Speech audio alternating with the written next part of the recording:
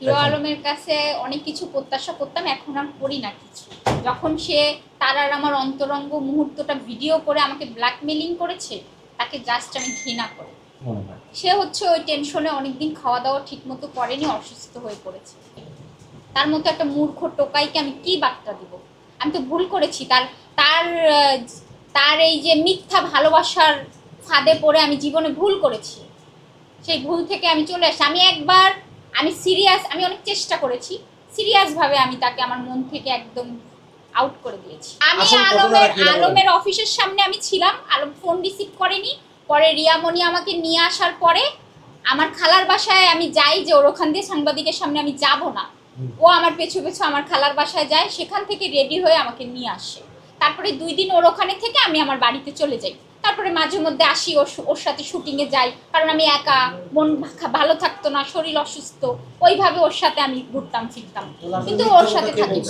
অবশ্যই রিয়ামণি, হিরো আলম সব মিথ্যা কথা বলে এরা সব সময়। ওই যে কক্সবাজারের ঘটনাটা ওরা তো বলছিল যাইনি, আমি তো অলরেডি সাংবাদিকদের ভিডিও দিয়েছি যে আমিও কক্সবাজার ছিলাম ওদের সাথে।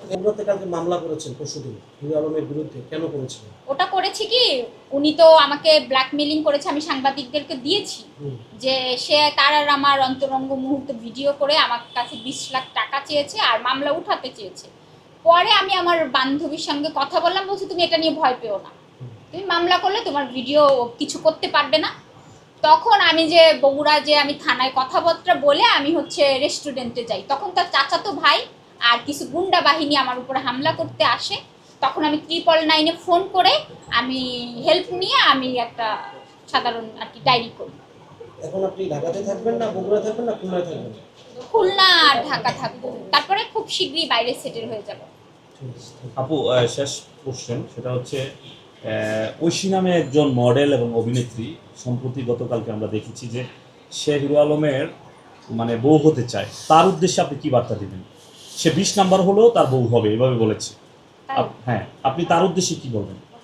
তার উদ্দেশ্য বলবো হও, বউ হও, কিছু বার্তা বলেন। বউ হয়ে সংসার করো, খুব ভালো। তার তার তার মনটা খুব উদার, সে কাউকেই ছাড়তে চায় না, সবাইকেই তার মনে জায়গা দিতে চায়, কিন্তু খাওয়াতে পড়াতে পারে না। কিন্তু খাওয়াতে পড়াতে পারে না। বউদের তুমি আসলে টাকা নিয়ে এসো, ঐশী ঐশী ঐশী তুমি আসো, সে তোমাকে, তুমি যদি টাকা, মোটা অঙ্কের টাকা নিয়ে আসতে পারো, তোমাকে বিয়ে করে সে রেখে দেবে, কিন্তু তোমাকে কিন্তু খাওয়াতে পারবে না, আমি বলে দিলাম।